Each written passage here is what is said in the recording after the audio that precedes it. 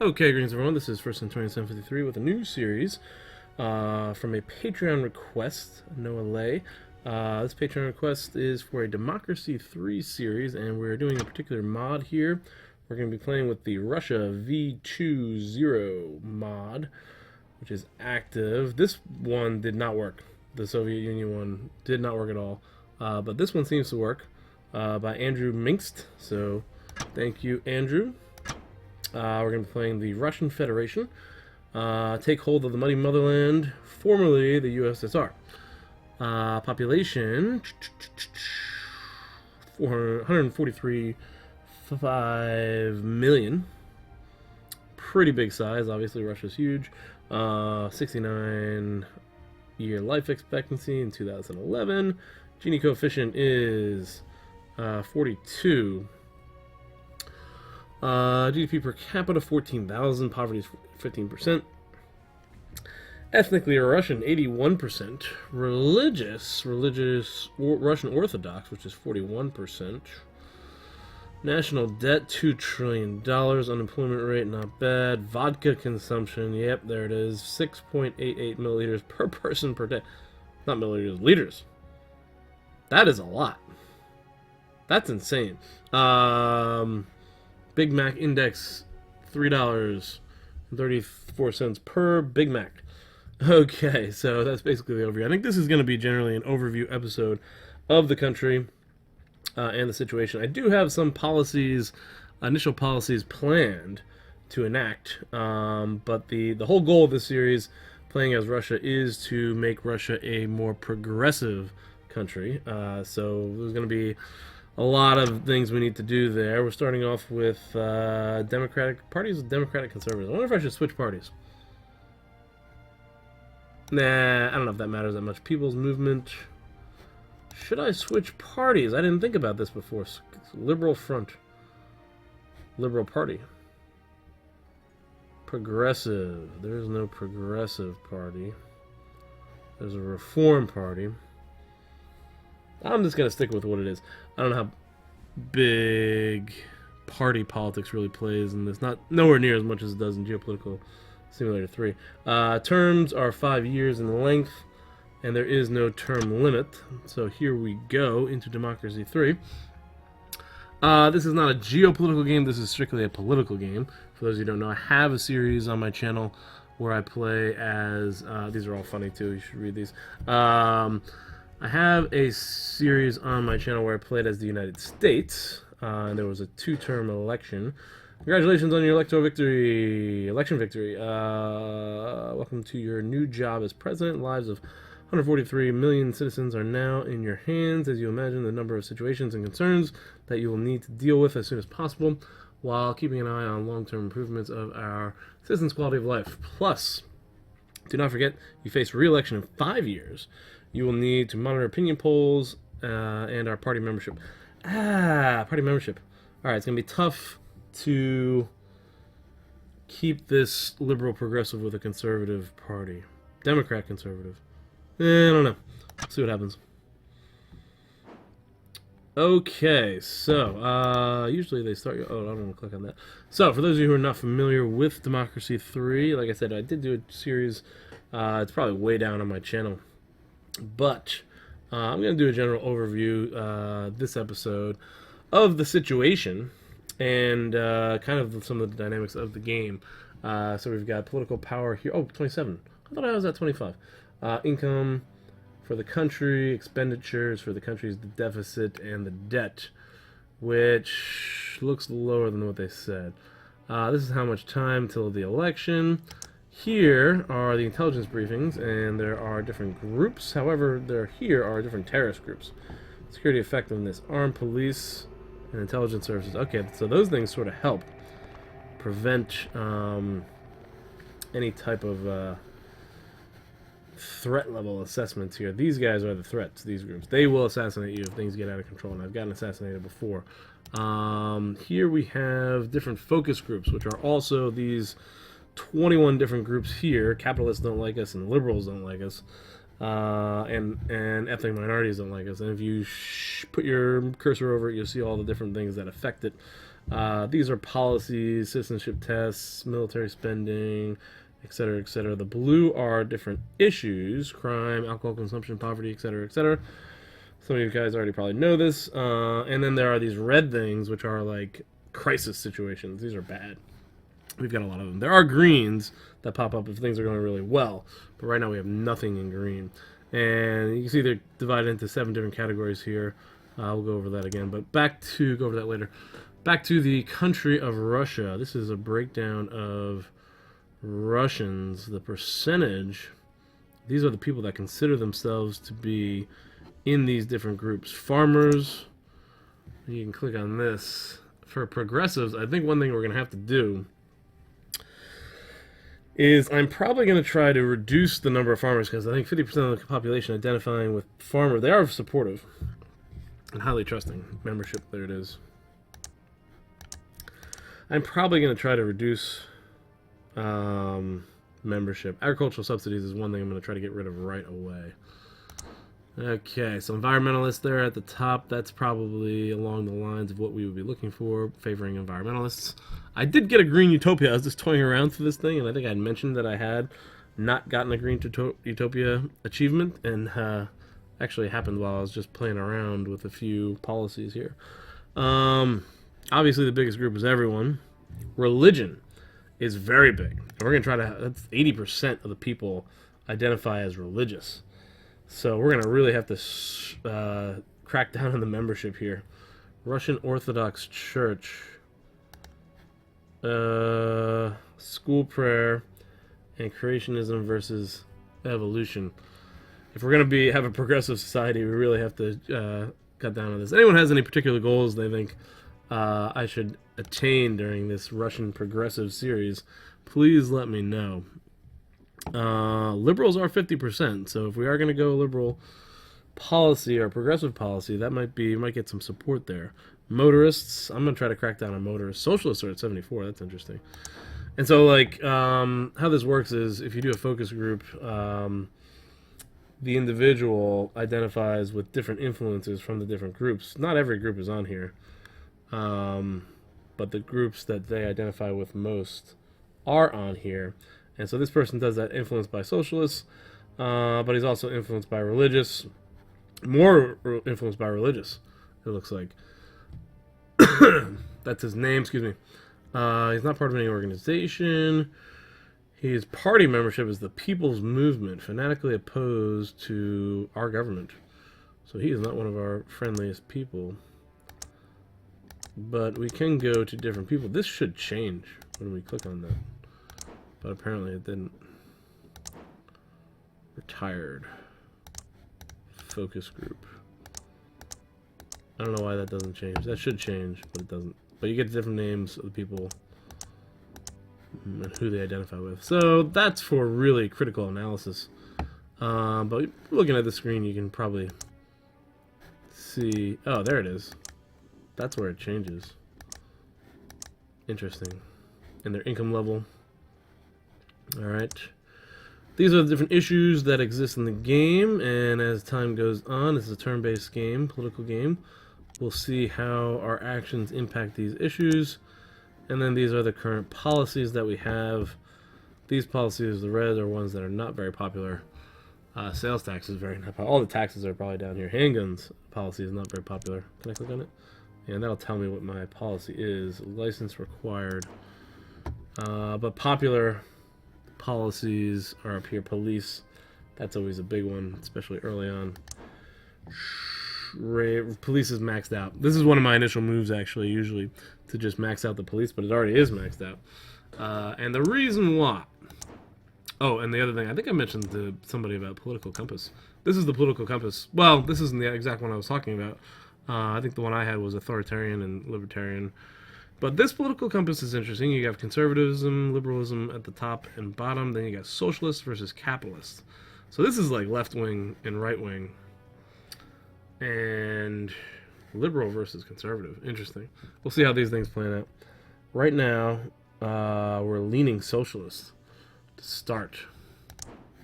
So I guess the Democratic Conservative Party is left-wing?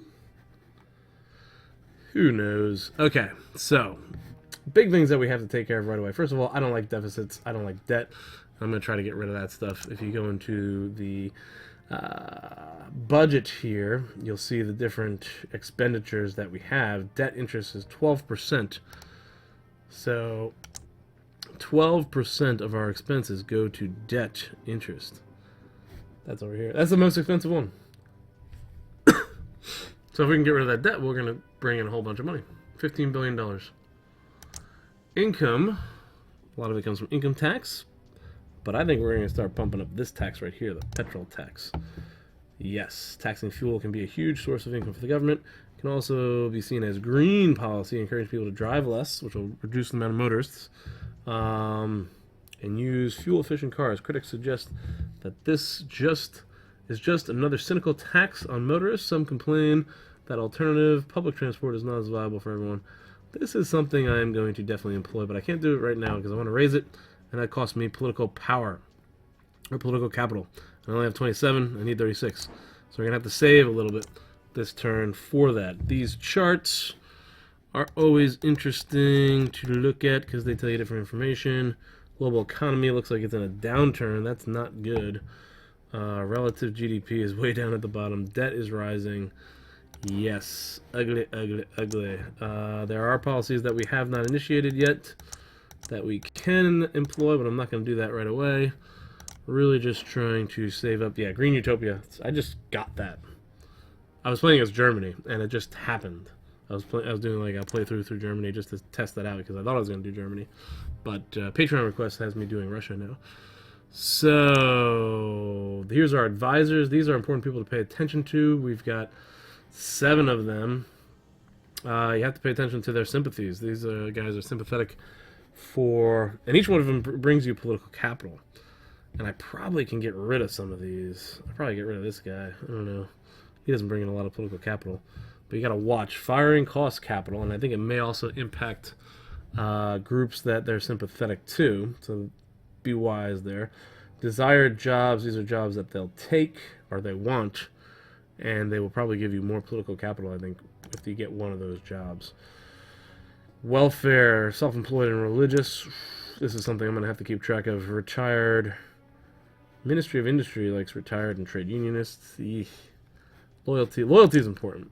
If you have good loyalty, then they don't resign on you. And these guys do have good loyalty. The Chancellor. Liberals and parents. Religious and conservatives. There's a lot of religious here. Parents. Parents. Parents. I think a lot of parents. And I think that's going to help me with my first policy decision, which I'll tell you guys in a second. As soon as I get through everything that I wanted to show you. Political parties. This is where our political parties stand. Boost the membership of the party. Oh, that's the People's Movement. And this is the Democratic Conservatives. That's me. We have no membership. 72 voter turnout. Members and active. Okay. I don't pay too much attention to that one. But more just keeping track here. Try to get these guys out of the red if you can. Liberals could use some effort right away. So could capitalists. They are the biggest ones that I'm concerned with. But one of the biggest things I'm concerned with is getting rid of these red buttons here. Getting rid of these red buttons will save us a lot because there are some negative impacts. Alcohol abuse is going to be my first one because I think it is the most costly. This costs us $5 billion. There's a serious problem with people consuming alcohol in large quantities. This is obviously bad for their health, but it also leading to crime and disorder in your cities. And the effects are health services, cost. So if we get rid of this, we can reduce health service costs. I don't know. I guess that's that. I don't know if that's that. I can't click on it. Health is another issue, and crime. Crime has a lot of side effects. Causes of this. So right now the value is at the blue. The trigger to start it would be if the value got to this red. But the stop trigger is to get to the green. That's where we need to drive this down. So poverty, unemployment, community policing, which I think I've almost had that maxed out. There's not much more to gain there, though. Alcohol consumption is the biggest one, and the police force, we've maxed out the police force, so I need to reduce alcohol consumption in this game. And the best way for me to do that is going to be alcohol law. This is actually the cheapest way for me to do it too. I'm just going to raise, for 13 points, I'm going to go ahead and raise the minimum drinking age from 18 to 21. And I'm sure there'll be some protests there.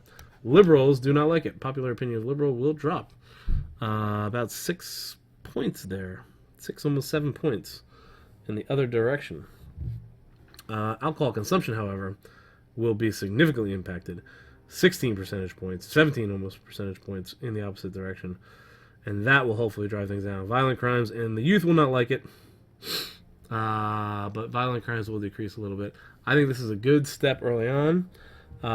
It doesn't cost me anything. It costs me a little bit of political power, but I'll still be able to gain enough in the next turn to do what I really want.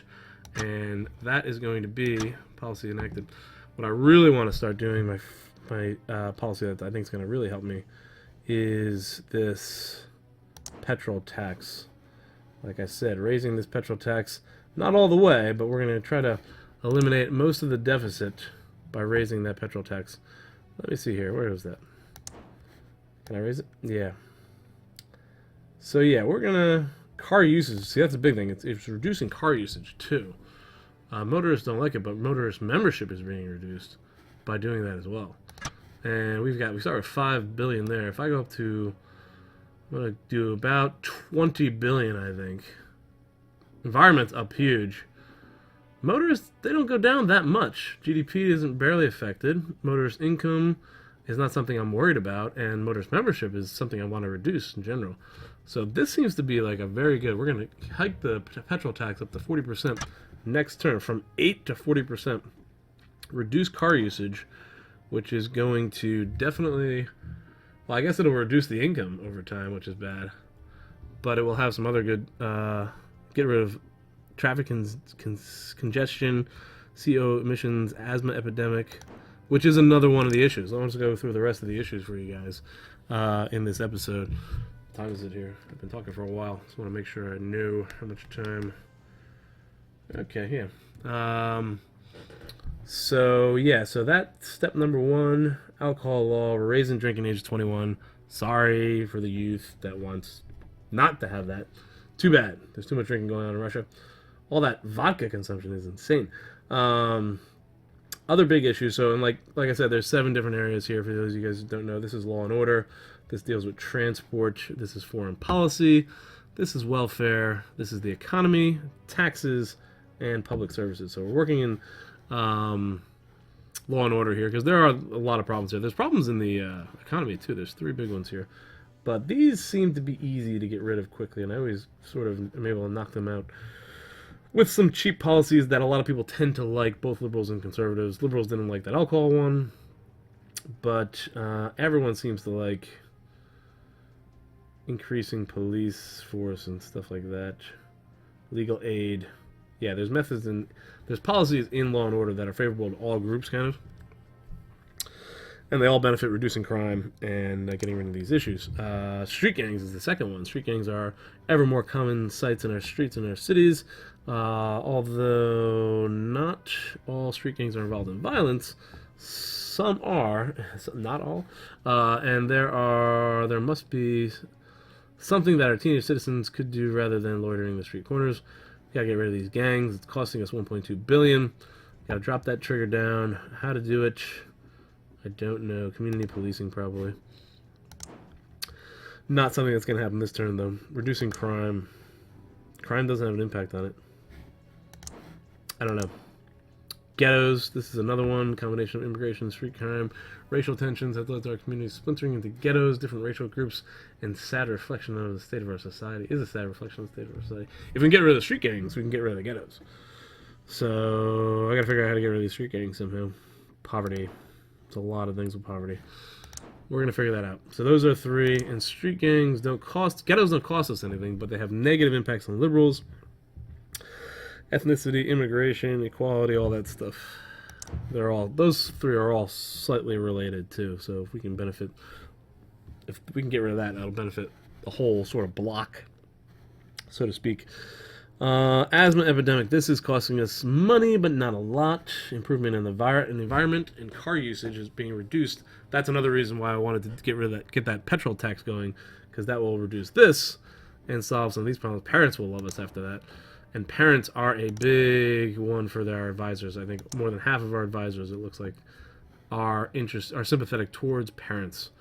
Homelessness is another problem. More and more citizens are homeless and have taken sleeping to the streets, having knock-on effects in the areas of crime. Gotta get rid of this homelessness. Violent crime, reducing everyone's quality of life. Something needs to be done. Unemployment and poverty. State housing and private housing are ways we can get rid of it. State housing, that might be something. Mortgage relief. I don't know. I got to do something there. That's impacting a lot of different areas. Technological backwater, reduce science funding, and creationism. Industry is based too much on old technology and is hurting competitiveness abroad, therefore affecting the country's GDP and wealth. GDP is weird in this game because GDP, for some reason, it causes an increase in unemployment, which I don't know if that really makes sense. Maybe to an extent. But if that's only if the Gini coefficient is going in the wrong direction as far as redistribution of wealth. So that's one thing I never really liked about this game: the GDP impact having a big negative impact on the unemployment, which is just weird. And uncompetitive business. Yeah, so I'm actually going to hold on to this one for a while to keep the GDP down. Our workers' lack of relative productivity and competitiveness is causing our exports to fall and flooding our countries with cheap imports made overseas, with lower wages, harder working, and more technologically savvy employees. This is having a negative impact on the economy, local companies. I'm not as concerned with that one as the other ones. Get out of my way. What was this one? Skills shortage, another one affecting GDP. I think these guys will work themselves out eventually. Yeah, all of the economy ones are GDP, but the policies that we're going to enact will eventually get rid of these problems, but they're not too big of an impact. Right? Now, GDP is so weird. It impacts a lot of things. But look how it impacts unemployment. It just drives unemployment. Look at that. It's crazy. Doesn't make any sense. Okay. Tax evasion is the last one. And we would bring in a lot of income taxes if we got rid of the tax evasion. Russian tax evasion is just something that's added to the game for being part of Russia, which is just basically saying there's corruption here, or lack of I don't know, national responsibility. I don't know if I want to say that. There's always a small section of society determined to avoid paying taxes, their fair share of taxes, but tax evasion has turned into an epidemic, with inspectors unable to cope with the number of scams and evaders. That's corrupt.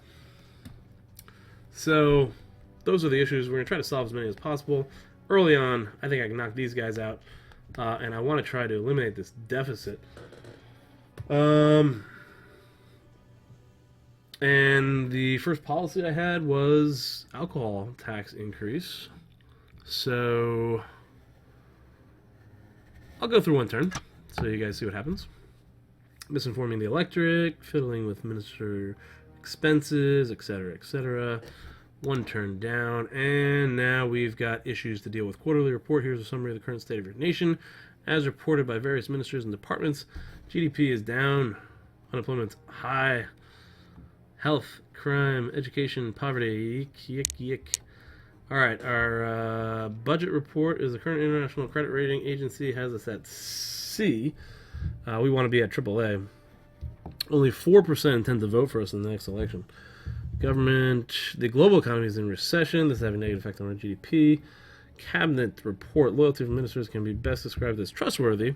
Their effectiveness is generally considered to be passable. That's trustworthy is what I want. Security briefing, Church of Christ is actively preaching to all members to oppose the government, support opposition. And then there's this thing right here. We'll get to that in a second. Church of Christ, is that one of the... That is just one of these. Okay, religion. went against us for some reason, big time. I didn't do anything to hurt religion. All I did was reduce the alcohol.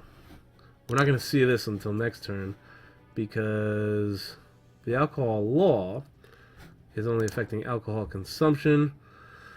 Not this past turn, but it will be this turn. It looks like, hopefully it'll do. Oh no, here's how many turns the inertia it takes to have an impact. So 4 turns. Over the course of 4 turns, alcohol consumption will be reduced, and then alcohol abuse. All right. So what I really need to do is get rid of this deficit, and my next step is going to be the petroleum tax, which I guess I'll just go ahead and do right now because that is my plan.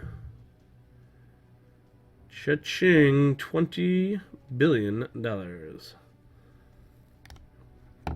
And that's 36 points. We have 41, which will only leave us 5 points after. And I'm going to go ahead and apply this because I think there's tons of benefits here. And hopefully those are 2 policy enactments: alcohol law increase and petroleum tax increase. Those are the first steps towards making a more progressive Russia. Debt protection law. Debt collection agencies have been in the news because of aggressive methods they are using to extract payment from the people who owe large sums of money. These debt collection agencies provide credit to people whom larger, more respectable companies will not lend money to. A law is proposed to limit the ways in which such agencies can operate. I do like that idea, I think. Limit these agencies. We've got to read a little bit, though, to find out exactly how it's going to be impacted, because it doesn't tell you. I used to know everything, but I forgot because I haven't really played that much. Lately. These agencies are preying on the weakest, poorest of our society. I don't like that. Not for a progressive society. Often tricking them in borrowing money at exorbitant rates. Bad. Never be repaid. This is little more than extortion, and the government should act once they've severely limited such activities as unscrupulous companies. You know who's not going to like us, though, if we select this? The capitalists. The capitalists already hate us a lot. And one thing I'm going to do for capitalists they'll like us is I'm going to get rid of some of these farming subsidies, because I do want to reduce the farming population too, and I want people to lean more towards more modern groups, not conservative farmers. Allow agencies to operate. Nobody forces people to borrow money they can't repay. This sounds like capitalists, maybe conservatives too. But if we're going to go with our policy towards progressivism, we're going to have to limit agency activity, I think. And that is that. Those decisions have been made. And that is going to be this episode for now. So let me know what you guys think of this series. Post down below. I'd like to hear your comments, suggestions, goals for the series, etc., etc. And as always, like the video if you did, subscribe if you haven't done so already, you want to see more, etc., etc. And I'll put links in the description for Patreon, links in Twitch, and that's everything. Yeah, so let me know what you guys think. Please post down below in your comments. And let me know what you think about this mod, the game, the series, all that stuff. Thanks for watching, and I'll see you in the next episode.